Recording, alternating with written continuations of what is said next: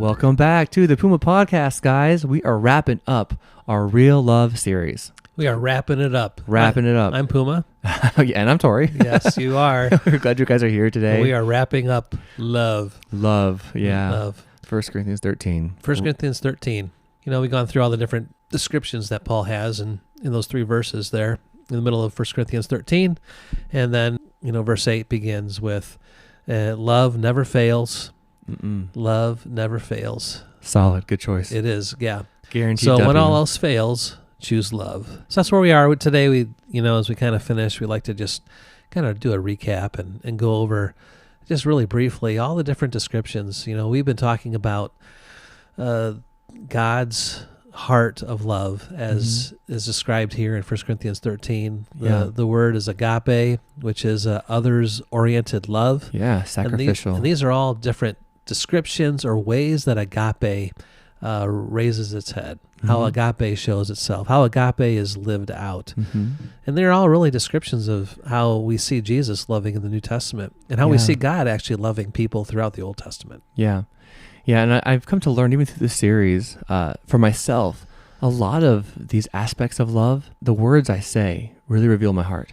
I say things, love isn't rude. Well, that was kind of, or love isn't pushy. Love is patient. I was really kind of pushing my own agenda, or love, it always protects.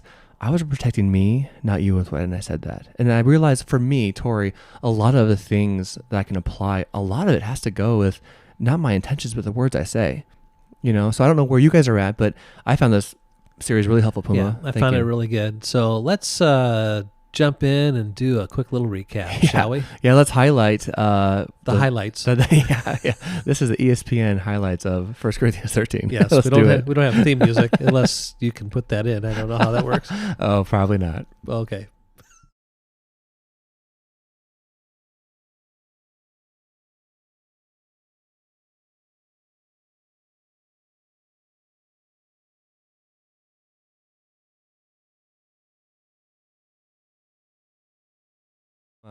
Yeah, that was interesting music intro there. Yeah. So here we are. We are, in fact, highlighting, overviewing all we talked about in this series, and I'm excited. So I guess real off the cuff, as we dive into 1 Corinthians 13, if you had to summarize kind of all these points into one sentence, what would that look like for you? Well, if I were to summarize everything in one sentence, that this is really describing the heartbeat of God.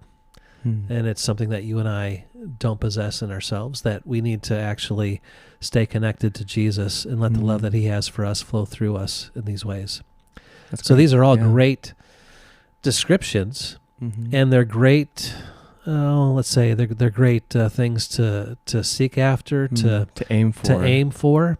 But we know that we're tempted to, selfishly or sinfully to not do any of these. My life really reflects the opposite of almost all of these.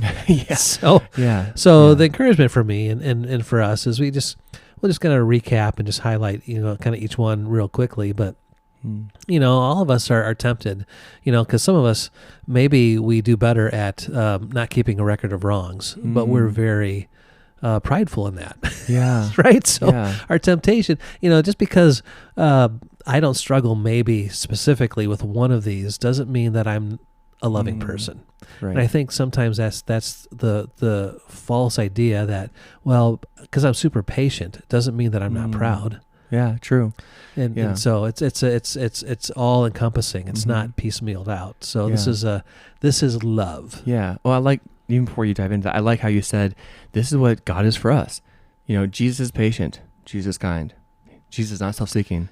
You could put, that's who he is. Love is who the heart of God is. Yeah, so let me just read it, right? Let's do it. Yeah, so Jesus is patient. Jesus is kind. Jesus does not envy. He does not boast. He is not proud. He is not rude. Jesus is not self-seeking.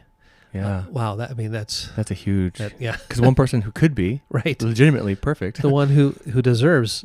Who's literally God. Yeah. Jesus was not easily angered, kept no record of wrongs, did not delight in evil, but rejoiced with the truth. Jesus always protects, always trusts, always hopes, always persevered. And then verse 8, love never fails. Jesus' love did not fail. Yeah. Jesus never fails. Jesus never failed because his love accomplished exactly what it set out to do. That's great. Yeah. So we love them. We're with them. Relationships in life. So he says, love is patient. When we talked about that, love wasn't pushy. Yeah. Right. Didn't pursue its own ways at the expense of other people. Yeah. It says love is kind.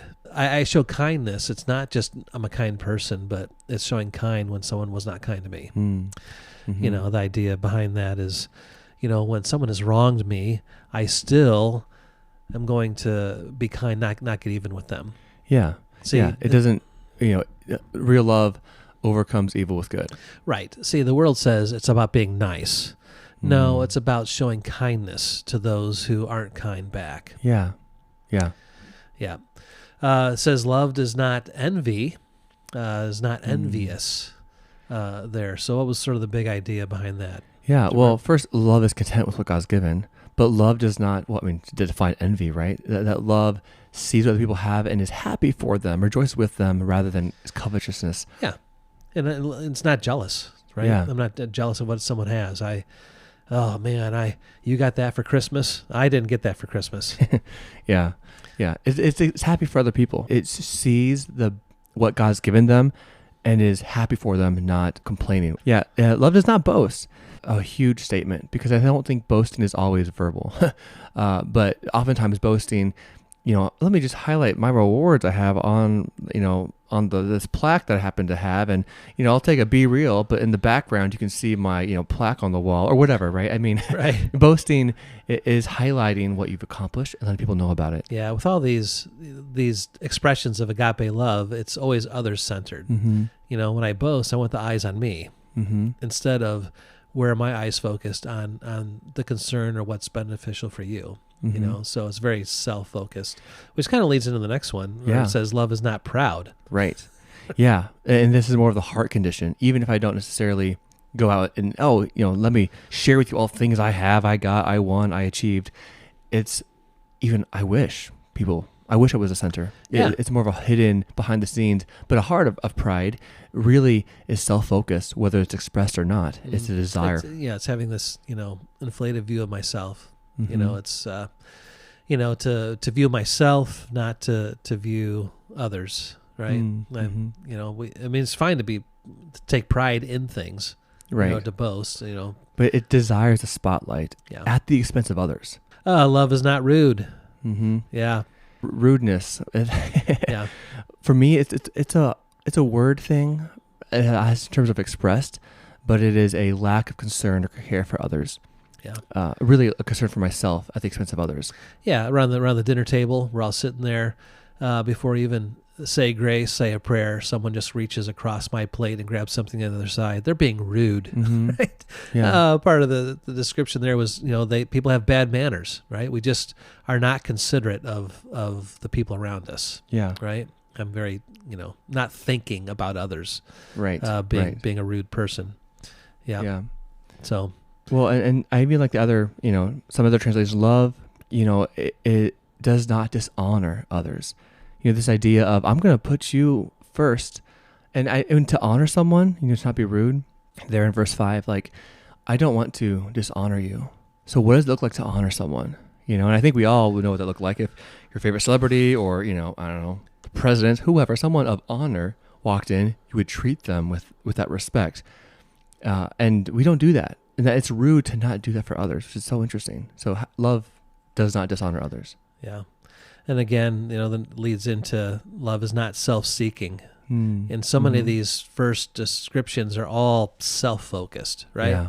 Yeah. Which is the exact opposite of what agape love is. It should be others-focused, yeah. Right? So, its idea of self-seeking is really seeking what's best for me at the expense of someone else. Mm-hmm. See, there's nothing wrong with being concerned about myself.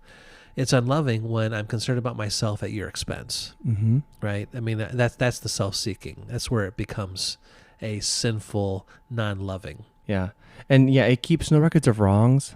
That is such an interesting, if you want to kill a marriage, just do this. Just keep a record and bring it up every other time they have a conflict, but to keep a record of wrongs, that's, not only is that probably steeped in bitterness and just a jadedness, but it's almost like oh yeah, you messed up. That's right. You enjoy bringing up past sins, a lack of forgiveness, because you have a record of it. When someone offends you, I'm adding that to the tally in my bookmark because, that you wronged me there. I'm going to remind you of your weakness and your sin. Yeah. That's evil. It's this idea of taking a mental picture list so I can bring it up later when it's convenient. Yeah. Yeah. Yeah. Not that I'm guilty of that. Maybe today. Yeah. Not easily angered or provoked, right? I mean, we live in a world where it's almost a right to be offended by something, right? To be offended by things, to be irritable, to express your irritability. But, to not be easily angered is not provoked about things done to or against me. Mm-hmm. And see, again, this is all about love, relationships. It's not that we can't get angry. But when someone does something to hurt me or harm me, or someone does something intentionally, I do not have to express that anger towards them. Yeah, yeah, and that's such a weird. Yeah, the proverb says a wise man overlooks an insult, and is not easily offended. And you're right, which is so interesting because to get offended easily, to get upset easily, is actually an act of it's being unloving. Which is so interesting. The heart of love goes beyond a verbal, literal expression or action. But the fact that I'm offended means I value myself, my dignity, my honor more than you. And what you said affects me. It's really a self-love. Like you said, it's a selfishness. Yeah. Then he gets into does not delight in evil, but rejoices with the truth. Mm-hmm. The idea that love really never takes satisfaction with sin or someone's sin. Mm-hmm. This idea that, because we live in an evil world, we can't escape the evil world and the sin within us. But we live in a world today that kind of glorifies evil behavior, right? Mm-hmm. Like kids at school, someone is being disrespectful to the teacher and everybody laughs. Right. Right? Mm-hmm. That is really delighting in evil, not rejoicing in truth. And it's so easy to fall into that in so many different categories. Right. I would even say, even in contrast to the next verse 7, but verse 6, to protect evil, right? Where you see it, but you may not say, oh yeah, I'm so glad that kid was like bullied, but to not do anything and to protect the evilness rather than to champion truth and righteousness. I think part of delight in evil is to overlook or protect it, to not call it out, to not deal with it, right? Because, again, does not delight, but rejoices in the truth.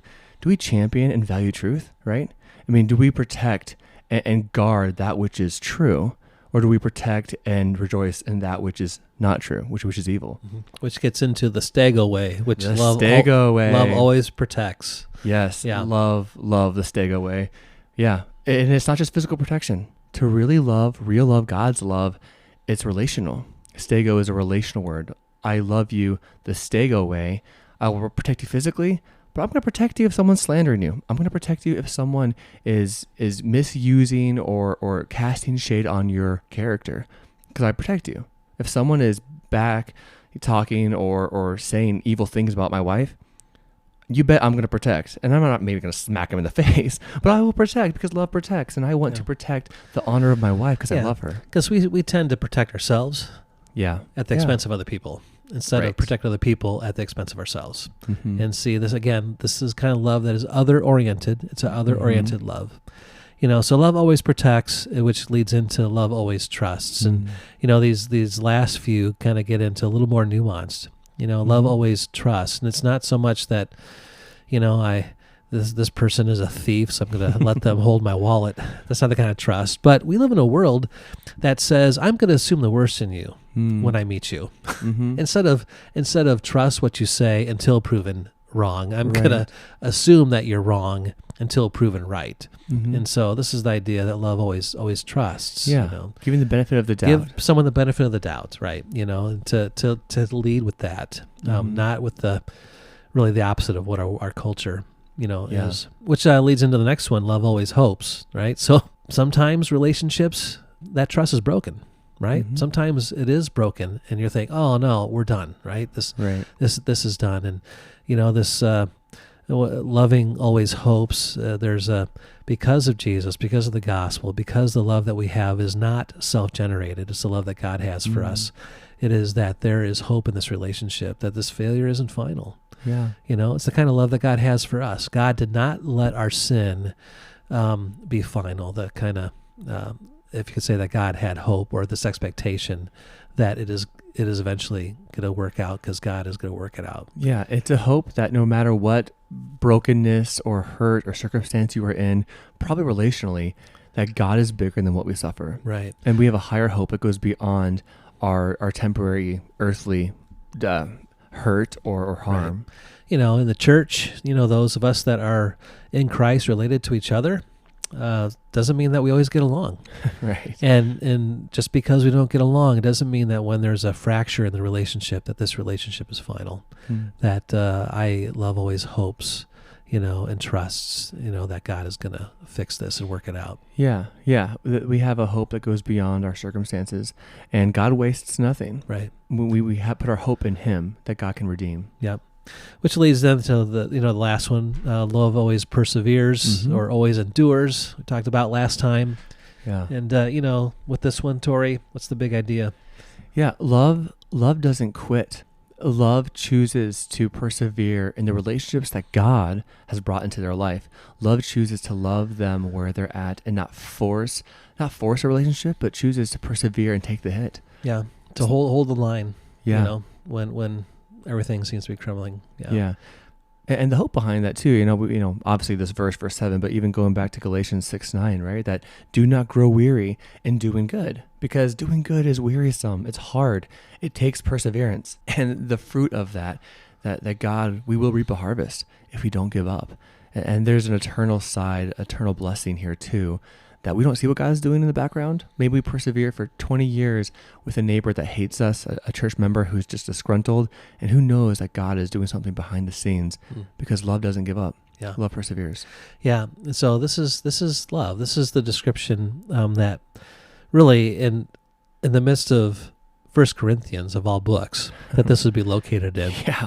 Messed up church. Yeah. If you read through 1 Corinthians and some of the things going on, that love was hard. To love is hard because it means that I have to be others-centric, not self-centric. I have to think of others. And this is the heartbeat of God. God, who deserves everything, is thinking of us and what is best for us and always pursuing that. And that kind of love. We had talked about the Old Testament Hesed love, the New Testament agape love, the heartbeat of God. So for all of us, as we've been going through this, how has your relationships been over the last, 3-4 months as we've been looking at the different ways that we are encouraged to love and to seek to love? Yeah. Because honestly, some of us are tempted in some areas and not others. Right. Where are your struggles in loving those around you? And we all have them, right? We do. I've got multiple. Yeah. Honestly, this whole list, I need to level up in my walk with Christ and realize that I can be very selfish and for all the quote right reasons. Like I'm selfish for ministry, I'm selfish for this, and I want to serve here. Well, and I could think that, I got easily angered under control, and then I don't. Right. Yeah. So it's very easy to take pride in some of these things, thinking, I got this under control. Right. I argued my way out of someone's bad theology. And even though I was right and they heard the truth, I crushed them and their relationship with them is maybe over. That's, to be wise on speaking the truth in love is so important here. And it's been, and honestly, if I can ask a question to you, Puma, and to those listening, what has been the thing that through this series of real love, what has been one or two of the things that really challenged you that you found helpful? And I would encourage you and ask you guys, if you would reach out to us at thepumapodcast@gmail.com. We'd love to hear from you. What was the thing or two about it, as we read verses 4-7? What were some of the things about love that really stuck out to you that God used to challenge you? We would love to get some feedback on this. Right. Our prayer is that we as a church, as people, would grow to love one another and to love people more and more like Jesus. Yes. And our world certainly needs it, and we certainly need it. But it seems like this kind of love, even in the church today, seems to be going further and further away from us. And so I just want to encourage you, and our prayer is that, you would really be challenged to love and to not give in to the temptation to think of yourself first, but to be others oriented. Yeah. And really this is a challenge for us, because it is so easy, even as pastors here, like it is so easy for us to assume that our intentions and our actions are loving. And maybe it's selfishness. Maybe our heart posture is arrogant and proud, right? And so that's, to go back to Jesus, the author and perfecter of our faith. For the joy set before him, he endured the cross, scorning its shame. And we have a great high priest, guys. We really do, who modeled this. I love how we started this little episode with Jesus is patient. Jesus is kind. And go down the list. We want to be like him. Mm-hmm. That's the goal. It's not to know more. It's to love more. And I would say for me, I pray this series has helped you realize how much love God has for you. I mean, Jesus is so committed to you. He is so invested in you. And I love what Romans 2:4 says, do you not know, Paul says, it is the mercy and kindness of God that leads you toward repentance. If I really want to change my life and live out this real love, I have to know how loved I am by our God. So that's my challenge for myself, for us. And I guess with the AQ, if and when you do email us, what was the one thing or two things in the series that really stuck out to you? Our challenge for you is to go live that out. Go live out this real love, this agape love this week. Maybe it was, love is patient. Love isn't pushy. Love doesn't force their way. They move at the pace of others. Maybe that, for me, that was one of the things I had to learn, because I was like, I'm very right. And I know God's word, and this is what you need to do. And that was being pushy. It was not being sensitive to their needs. And it's not wrong to call people up.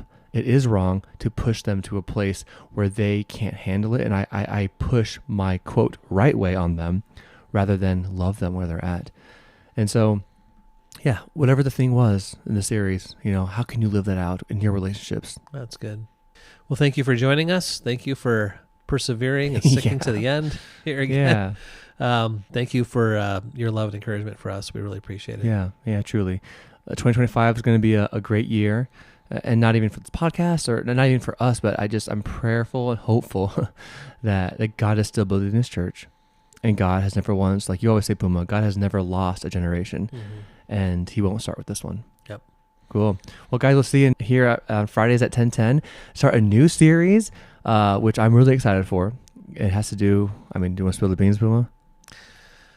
No. All right. Well, hey, stay tuned next time, Fridays at 10:10, and we'll see you in the next series, guys. Bye. Bye-bye. How's that for a teaser?